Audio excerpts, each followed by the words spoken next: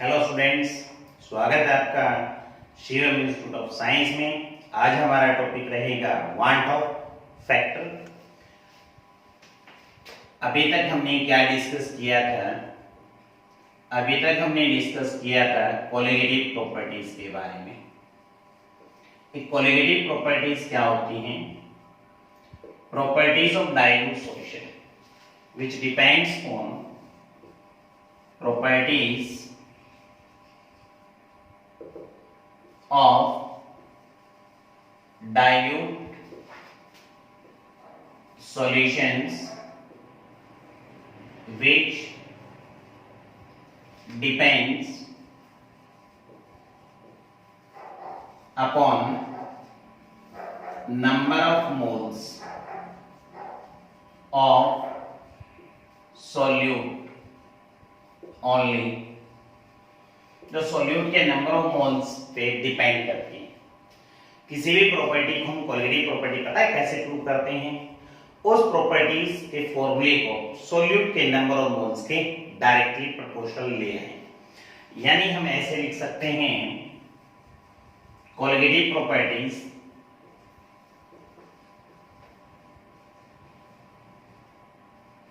Directly proportional to number of moles of solute।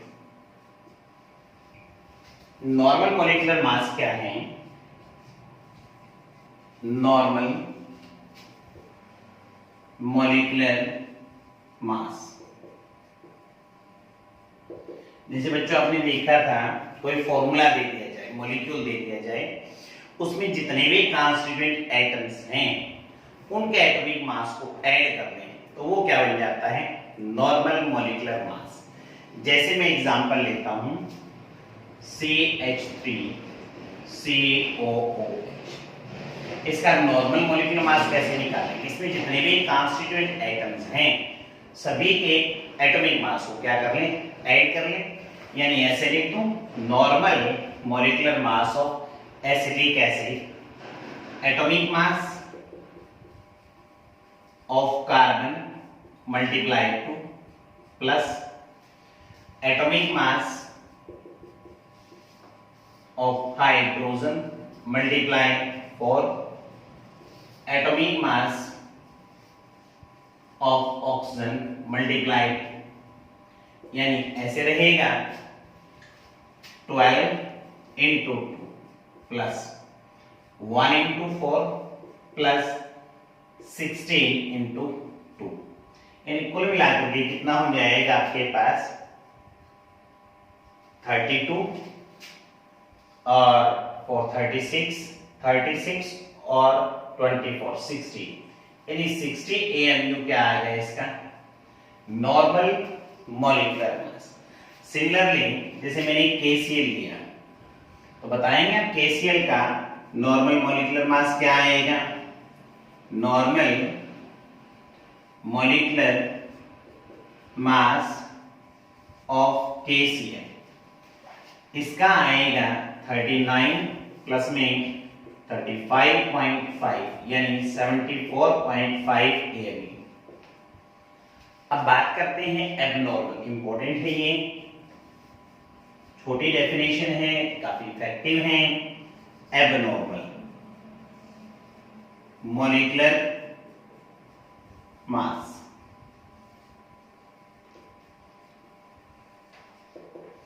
किसी भी non colligative property का use करके अगर हम जो मॉलिक्यूलर मास कैलकुलेट करते हैं उसको कहते हैं abnormal molecular mass. Molecular mass calculated by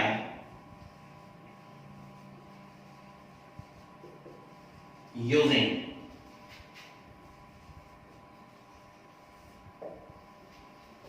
any one of non colligative property. किसी भी नॉन कोलिगेटिव प्रॉपर्टी का यूज करके अगर आप मॉलिक्यूलर मास निकालते हैं तो वो कहलाता है एबनॉर्मल। चेक करें, abnormal molecular mass of acetic acid. आपने इसका नॉर्मल तो निकाल लिया, एबनॉर्मल निकाले तो पता है कितना आता है, 120 आता है। आना चाहिए 60 लेकिन आया कितना, 120।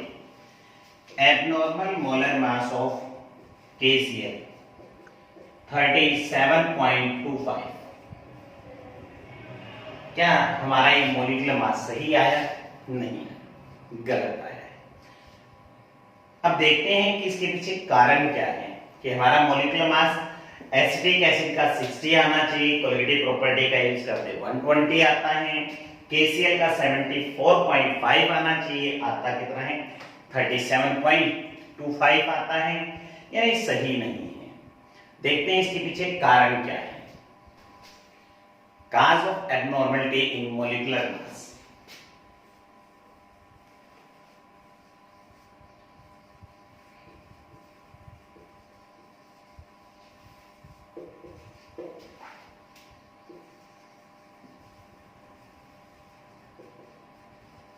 मॉलिक्यूलर मास में एबनॉर्मलिटी का कारण क्या है?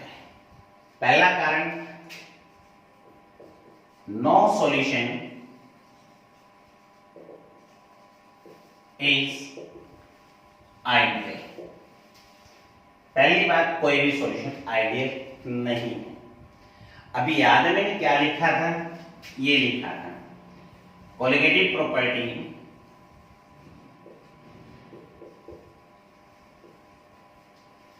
डायरेक्टली प्रोपोर्शनल, शिवम किसके लिखा था हमने इसको? Number of moles of solute, number of moles of solute के डायरेक्टली प्रोपोर्शनल लिखा था। किसी भी कोलिगेटिव प्रॉपर्टी का फॉर्मूला लिखने, जैसे मैंने लिखा elevation in boiling point, Kb Wb into 1000 by Mb into Wa। आप बताएं डेल्टा Tb यानी कोलिगेटिव प्रॉपर्टी और मॉलिक्यूलर मास में कैसा रिलेशन है? ये रिलेशन है इनवर्सली का। ऐसे लिख दें, colligative property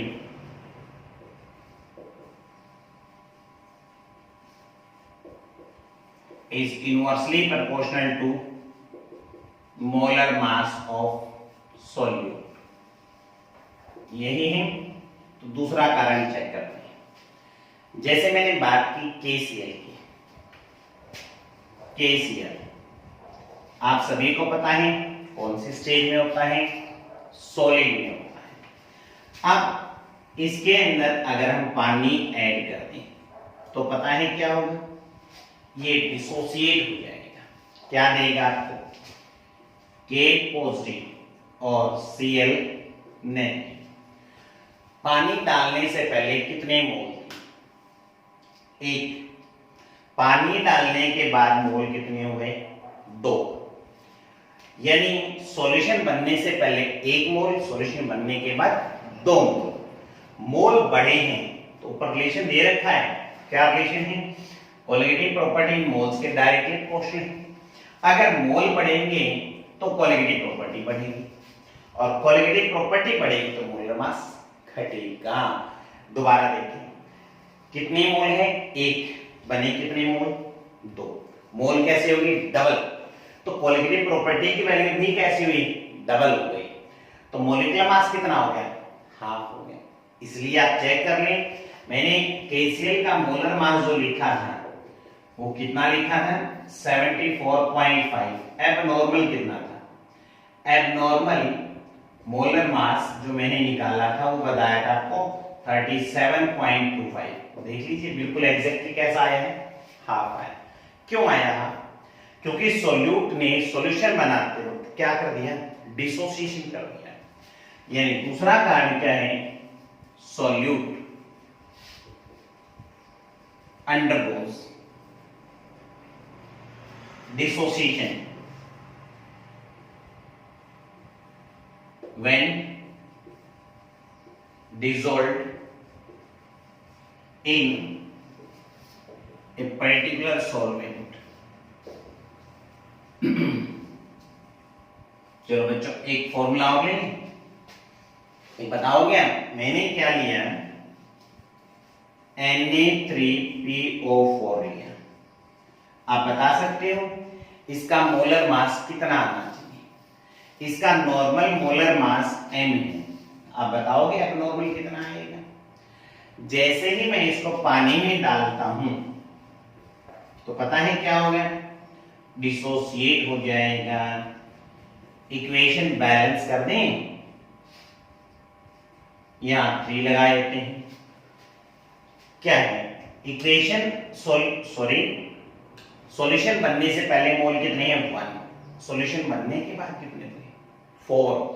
it mean 4 time politic properties की वैल्यू बढ़ गई, तो 4 टाइम मोलिकुलर मास क्या आ गया, डिक्रीज हो गया। यदि मोलिकुलर मास हम निकालेंगे m नहीं आएगा, मोलर मास कितना आया m/4 आएगा। दोनों इक्वेशन में कोई सिमिलरिटी है सिमिलरिटी। जब हम सॉल्यूशन बनाने से पहले की बात करते हैं मोल कितने होते हैं 1 होता है, सॉल्यूशन बनने के बाद कितने होते हैं 1 से ज्यादा, 2 भी हो सकते हैं, 4 भी हो सकते हैं, 10 भी हो सकते हैं। यानी जनरल फॉर्मूले के तौर पे ऐसे लिख सकता हूं, ऐसे कितने मोल हैं 1, सॉल्यूशन बनने के बाद कितने हो गए ऐसे, यही आएगा। हाँ जी, अगर बच्चों आपके पास कौन है स्ट्रॉन्ग इलेक्ट्रोलाइट है तो आप ये तरीका अपनाएंगे स्ट्रॉन्ग के लिए, फॉर स्ट्रॉन्ग इलेक्ट्रोलाइट। अगर वीक इलेक्ट्रोलाइट है तो क्या करें, अगर वीक इलेक्ट्रोलाइट है कुछ नहीं करना, बीच में एरो ही तो हमें डबल लगानी है, ऐसे ही करना है, मोल तो 1 से ज्यादा ही बनेंगे। बस वीक में क्या होता है डिसोसिएशन कम होता है, तो हम लिखेंगे फॉर वीक इलेक्ट्रोलाइट। ये फॉर्मूला था स्ट्रॉन्ग के लिए, इसके लिए वीक के लिए। तीसरा कारण देखते हैं, अभी मैंने बात की थी एसिटिक एसिड की, ये देखिए ये फॉर्मूला होता है एसिटिक एसिड का। अगर इस एसिटिक एसिड को बेंजीन में डाल दिया जाए तो पता है क्या होगा, ये बनता है CH3COOH की होल ट्वाइस। इक्वेशन को बैलेंस कर दें, इसको मैं ऐसे भी लिख सकता हूं CH3C≡OOH HOC≡, क्या नजर आ रहा है आपको, नजर आ रहा है हाइड्रोजन और ऑक्सीजन आपस में जुड़े हुए हैं। हाइड्रोजन ऑक्सीजन जब आपस में जुड़ जाते हैं तो उनमें क्या बन जाता है हाइड्रोजन बॉन्ड बन जाता है। हमने बेंजीन सॉल्वेंट के अंदर एसिटिक एसिड को डाला तो साफ नजर आ रहा है। सॉल्यूशन बनने से पहले कितने मोल है, सॉल्यूशन बनने से पहले 2 मोल है, सॉल्यूशन बनने के बाद कितने मोल है 1। मोल कम हो गए तो कोलिगेटिव प्रॉपर्टी की वैल्यू भी कम, कोलिगेटिव प्रॉपर्टी की वैल्यू कम हो गई तो मोलर मास ज्यादा। कितने टाइम कोलिगेटिव प्रॉपर्टी डिक्रीज हुई, 2 टाइम डिक्रीज हुई है, तो 2 टाइम मोलर मास क्या हो गया इंक्रीज। तभी मैंने कहा था कि मोलर मास इसका कितना आता है 120 AMU आता है। यानी यहां रीजन क्या लिखें कि सॉल्यूट का क्या हो गया एसोसिएशन हो गया, solute undergoes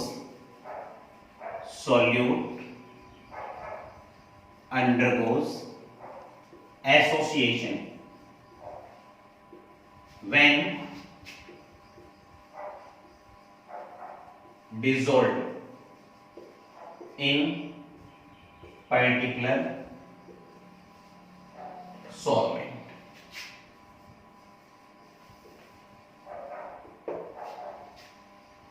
तो हमारा मॉलिक्यूलर मास सही कैसे आए, इसकी स्टडी की साइंटिस्ट वान थॉप ने।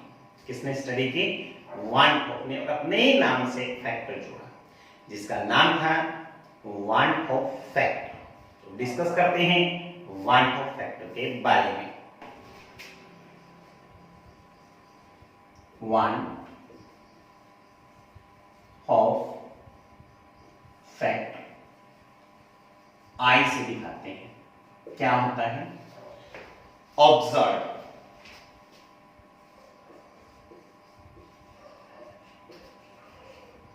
Value of colligative property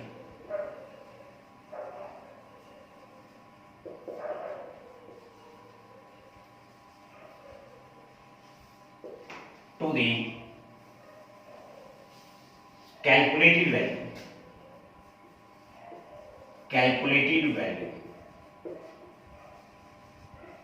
of colligative property। बच्चों ये ऑब्जर्व क्या है, कोलिगेटिव कैलकुलेटेड क्या है? ऑब्जर्व वो होती है जो हमें इक्वेशन में मिलती है, कैलकुलेटेड कौन सी होती है? जो हम इक्वेशन सॉल्यूशन बनाने से पहले जो हम लेकर के चलते हैं। अभी हमने देखा था कोलिगेटिव प्रॉपर्टी डायरेक्टली प्रश्न किसके हैं? Number of moles of the solute. तो हम ये भी कह सकते हैं, क्या कह सकते हैं? हमने लिखा observe value of colligative property, तो हम इसकी जगह लिख सकते हैं observe number of moles of the solute. क्यों लिख सकते हैं? क्योंकि कोलिगेटिव प्रॉपर्टी डायरेक्टली प्रश्न किसकी होती है? Number of moles of the solute. तो हम ऐसे लिखेंगे, फॉर्मूले को मॉडिफाई कर देते हैं, observe number of moles of solute divided by क्या? डिवाइड बाय लिखते हैं calculated number of moles, calculated number of moles of solute। Molar mass के साथ कैसा रिलेशन था? इनवर्सली का। तो ऑब्जर्व्ड मोलिकुलर मास कैसा आ जाएगा? डिवाइड, ऊपर कौन सा चला जाएगा? कैलकुलेटेड चला जाएगा, यानी calculated molecular mass of solute divided by observed molar mass of solute। यही आएगा। हाँ जी, कोलिगेटिव प्रॉपर्टीज के फॉर्मूले क्या है? अगर आप एग्जैक्ट मोलिकुलर मास निकालना चाहते हैं तो हम कोलिगेटिव प्रॉपर्टीज के जो फॉर्मूले थे उसको 1 फैक्टर से क्या करना है? मल्टीप्लाई करना है। पहले कोलिगेटिव प्रॉपर्टी का फॉर्मूला हमने ये लिखा था Kp इनटू स्मॉल है। अगर सॉल्यूट एसोसिएट या डिसोसिएट हो जाए उस केस में आप इसको 1 फैक्टर से क्या कर देना? मल्टीप्लाई कर देना। Delta TF is equal to KF into N था, तो आप इसको I से मल्टीप्लाई करेंगे। कब मल्टीप्लाई करोगे? जब आपका सॉल्यूट कैसा होता है? एसोसिएट या dissociate. Osmotic pressure pi is equal to CRT, तो आप I से इसको मल्टीप्लाई करोगे। अब बात करें relative lowering of vapour pressure P note A minus PS divide by P note A into X B था, तो आप इसको I से क्या करें? मल्टीप्लाई करें। अब बात ये आती है कि इस I को कैलकुलेट कैसे करें? बच्चों I को कैलकुलेट करना बड़ा ही आसान है, बच्चे कंफ्यूज होते रहते हैं। बच्चों आपको ये पता होना चाहिए कि आपका इलेक्ट्रोलाइट स्ट्रॉन्ग है या वीक है। अगर स्ट्रॉन्ग है तो 1 फैक्टर को कैलकुलेट करना बहुत बहुत आसान है। कैसे? जैसे मैंने लिखा, पहले स्ट्रॉन्ग के लिए लिखते हैं, ये लिखा NaCl। आपको पता है जैसे ही हम इसको पानी में डालते हैं तो ये डिसोसिएट हो जाता है, कंप्लीटली डिसोसिएट हो जाता है। कंप्लीटली डिसोसिएट हो जाता है, इसलिए मैंने एरो कैसे लगाई है? सिंगल। इस केस में 1 फैक्टर कैलकुलेट करना बेटा बहुत बहुत इजी है। कैसे इजी है? 1 फैक्टर मैंने I लिखा, पढ़िए आप, सेकंड वाली लाइन पढ़िए। सेकंड वाइल लाइन में क्या कहा, observe number of moles divided by क्या है, कैलकुलेटेड। कैलकुलेटेड कौन से होते हैं, जो हम सॉल्यूशन बनाने से पहले की बात करते हैं। यानी मेरे पास सब साफ नजर आ रहा है कि NaCl के कितने मोल हैं, एक है। तो ये जो एक मोल है वो कौन है, मेरे कैलकुलेटेड नंबर ऑफ मोल्स हैं। ऑब्जर्व कितने हैं, सॉल्यूशन बनने के बाद वाले मोल काउंट कर लो आप। सॉल्यूशन के बाद में कितने हैं, 2, तो इसका मतलब I कितना हुआ, 2/1, यानी कितना हुआ, 2। यानी यहां से एक निष्कर्ष निकाल सकते हैं, कंक्लूजन निकाल सकते हैं क्या, अगर कोई भी इलेक्ट्रोलाइट डिसोसिएट होता है तो उसके केस में I की वैल्यू हमेशा 1 से ज्यादा है, I ग्रेटर देन 1। किसके लिए, सॉल्यूट जो क्या होता है, अंडरगो एसोसिएट और डिसोसिएट। चलो मैंने ये लिखा CH3COOH 2 मोल। अगर मैं इसको स्ट्रॉन्ग इलेक्ट्रोलाइट की तरह बिहेव करवाता हूं, बेंजीन में डाला तो ये बना CH3COOH की होल ट्वाइस। अब आप बताइए I की वैल्यू कितनी आएगी, स्ट्रॉन्ग की तरह बिहेव करवा रहा हूं बच्चों, तो I की वैल्यू कितनी आएगी, ऑब्जर्व मोल कितने की बार मेरे पास, 1। कैलकुलेटेड कितने हैं, 2। या यूं कह दूं I की वैल्यू जो है 1 से क्या है, क्या। अगर एसोसिएशन होगा तो I की वैल्यू 1 से कम आएगी, डिसोसिएशन होगा तो 1 से ज्यादा। एक्चुअली नॉन इलेक्ट्रोलाइट का एग्जांपल ले लेते हैं, नॉन इलेक्ट्रोलाइट। ये नॉन इलेक्ट्रोलाइट कौन होते हैं, नॉन इलेक्ट्रोलाइट वो होते हैं बच्चों विच नाइदर एसोसिएट नॉर डिसोसिएट। जैसे शुगर की बात करें, ग्लूकोज की बात करें, C6H12O6, जैसे ही मैं इसको पानी में डालूंगा शुगर डिसोसिएट, ग्लूकोज डिसोसिएट नहीं होता, नहीं हुआ ना। बताएं I की वैल्यू कितनी है, सॉल्यूशन बनने के बाद कितने मोल है, 1। पहले कितनी है, 1। तो I की वैल्यू कितनी आएगी, इक्वल टू 1। जो सॉल्यूट एसोसिएट होगा उसमें 1 से कम आएंगे, जो डिसोसिएट होगा 1 से ज्यादा आएंगे। नॉन इलेक्ट्रोलाइट में 1 ही रहेगी। अब बात करते हैं बच्चों, ये था मेरे पास टॉपिक किस चीज का, ये था मेरे पास वांट ऑफ फैक्टर कैलकुलेट करने का। किस केस में, जब हमारा इलेक्ट्रोलाइट कैसा होता है, स्ट्रॉन्ग होता है। स्ट्रॉन्ग वाले में कैलकुलेट करना बड़ा आसान। तो बच्चे बस इस बात, बच्चों आप इस बात को डिसाइड नहीं कर पाते कि वेदर सॉल्यूट स्ट्रॉन्ग है या वीक है। बच्चों लिख करके देगा वो एग्जामिनर कि हमारा वीक है या स्ट्रॉन्ग है। स्ट्रॉन्ग है तो कैलकुलेट करने का ये तरीका है। अगर वीक है तो वीक के केस में पता है कैसे करते हैं, वीक के केस में निकाला जाता है डिग्री ऑफ डिसोसिएशन और डिग्री ऑफ एसोसिएशन। अगर आपका इलेक्ट्रोलाइट कैसा है, वीक है, तो अब हम रिलेशन बनाएंगे। किसके बीच का रिलेशन बनाएंगे, degree of dissociation, degree of dissociation and want of factor I के बीच में। किस केस में, स्ट्रॉन्ग या वीक। स्ट्रॉन्ग में तो निकालने की जरूरत नहीं, I आता ही नहीं, तो अल्फा आता ही नहीं हमारे पास। वीक के केस में है, तो वीक के केस में भी हम रिलेशन ड्राइव करेंगे। Relationship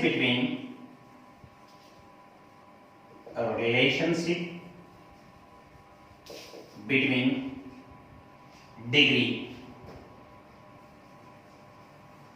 of dissociation and van't factor I।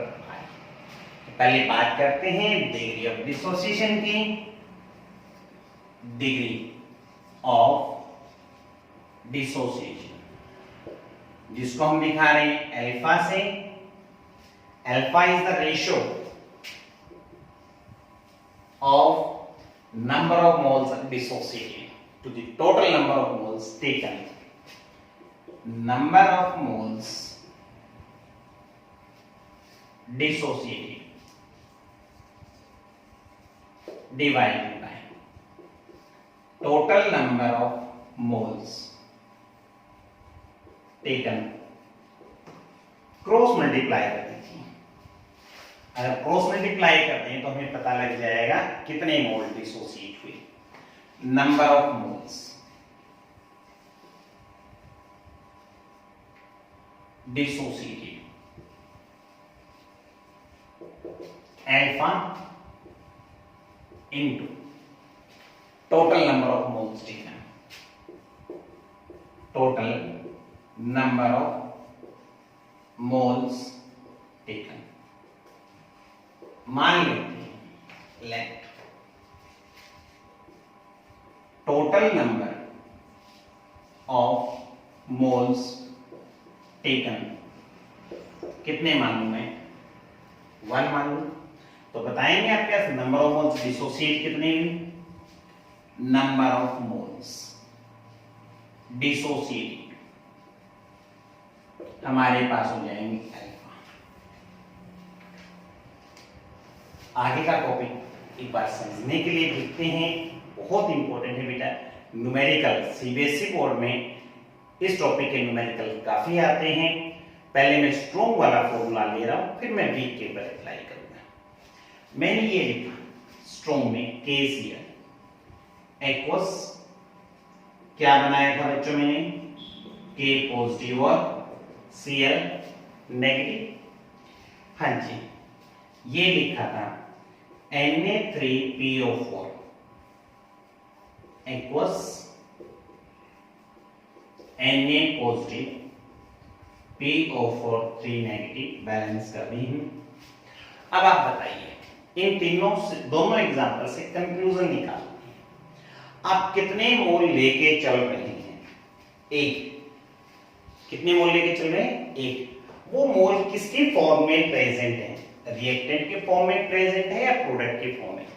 जो लेके चल रहे हैं वो हमारे रिएक्टेंट के फॉर्म में प्रेजेंट है।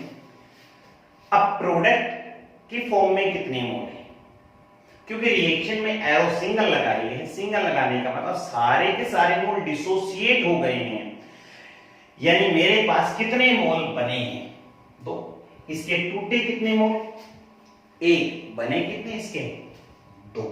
इसके कितने मोल डिसोसिएट हुए, 1। बने कितने, 4। यानी कंक्लूजन क्या निकला, जितने मोल डिसोसिएट होंगे उतने मोल नहीं बनेंगे, उससे ज्यादा मोल बनेंगे। 1 मोल डिसोसिएट हो रहा है तो बन रहे हैं 2, 1 मोल डिसोसिएट हो रहा है तो बन रहे हैं कितने हैं, 4। यानी जितने मोल डिसोसिएट होंगे प्रोडक्ट में उतने मोल नहीं बनेंगे, उससे ज्यादा बनेंगे।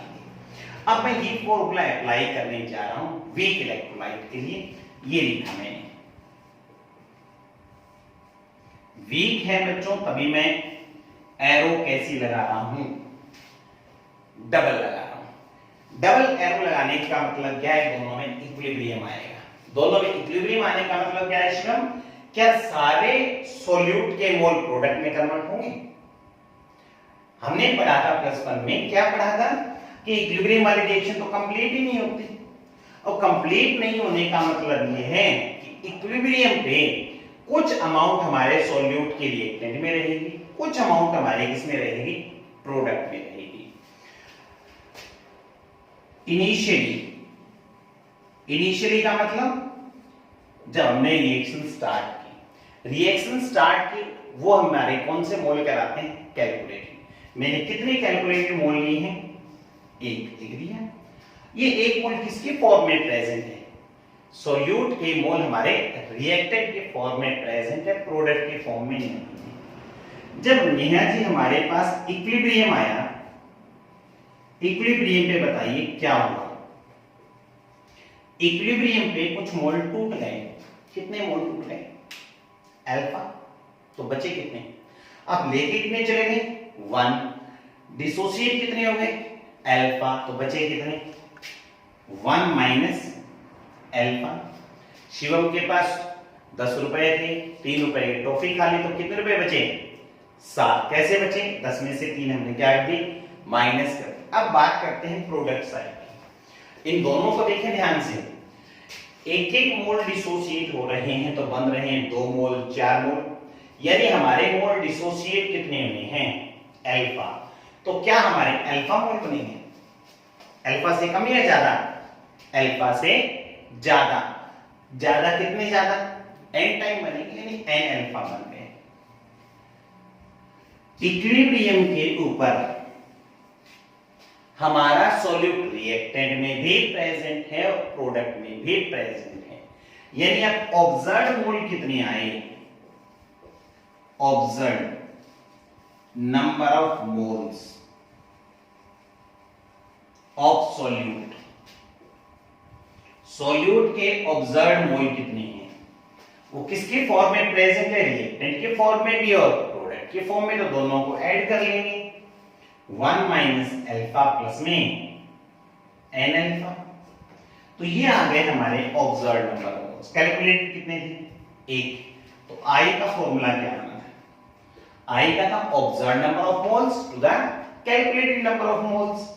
ऑब्जर्व्ड है 1 माइनस अल्फा प्लस में n अल्फा, कैलकुलेटेड कितने हैं 1, तो क्या रिलेशन बन गया, I is equal to 1 minus में अल्फा प्लस में n अल्फा। बहुत इंपॉर्टेंट रिलेशन है बच्चों, याद रखिएगा। आप यहां से अल्फा की वैल्यू भी निकालना चाहें तो वो भी निकाल सकते हैं। इसको ऐसे लिखते हैं, alpha minus n alpha is equal to 1 minus में I, alpha is equal to 1 minus में I डिवाइड में 1 माइनस में n। ये फॉर्मूला भी याद रख सकते हैं, इजी ये रहेगा। अब ये वाला रिलेशन याद रखें न्यूमेरिकल को सॉल्व करने के लिए। तो हमने क्या रिलेशन बना लिया, हमने रिलेशन बना लिया डिग्री ऑफ डिसोसिएशन का और I के बीच में, मतलब वांट ऑफ फैक्टर के बीच में। अब हम रिलेशन बनाएंगे degree of association and want of factor के। Relationship between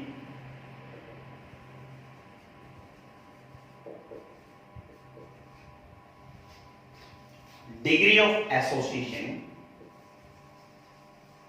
degree of association and want of factor I। जैसे मैं डिग्री ऑफ डिसोसिएशन को डिफाइन किया उसी तरीके से हम डिफाइन करेंगे degree of association. Degree of association alpha, बिल्कुल वैसे ही number of moles associated to the total number of moles taken, number of moles associated to the total number of moles taken.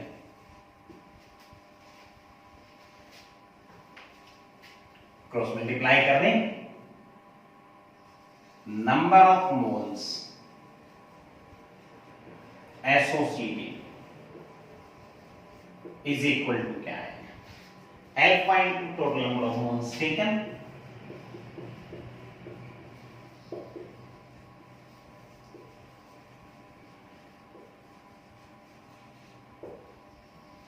मान लेते हैं उसी तरीके से कितने मोल लेके चले, let total number of moles taken,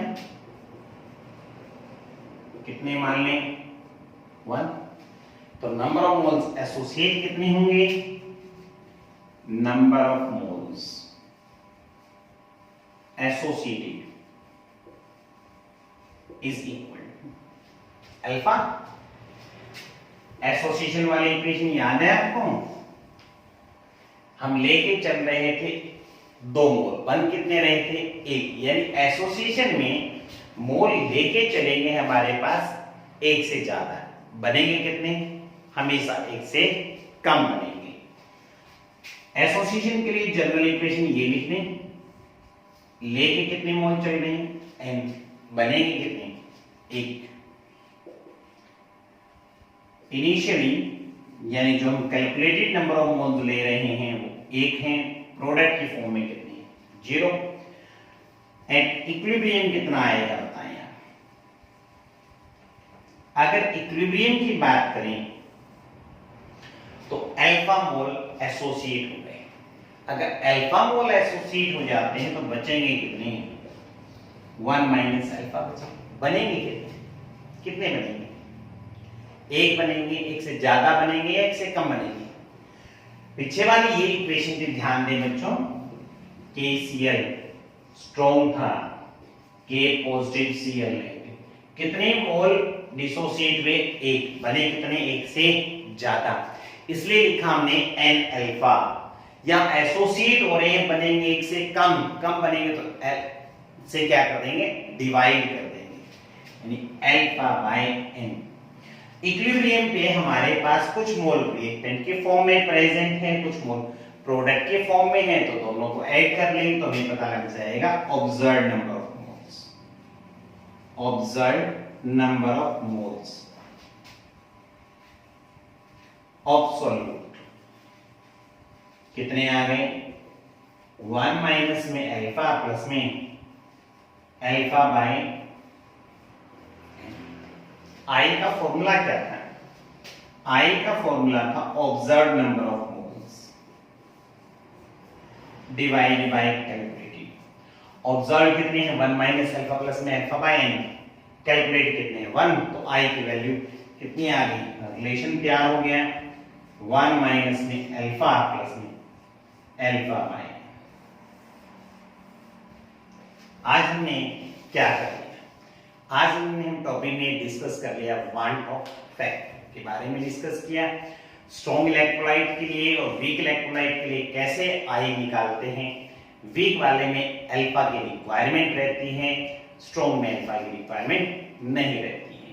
तो जो मैंने पहले ही बता दिया था, सीबीएसई बोर्ड के लिए काफी इंपॉर्टेंट है न्यूमेरिकली और थियोरेटिकली। कल हम करेंगे वांट ऑफ फैक्टर के न्यूमेरिकल्स। तब तक के लिए बाय।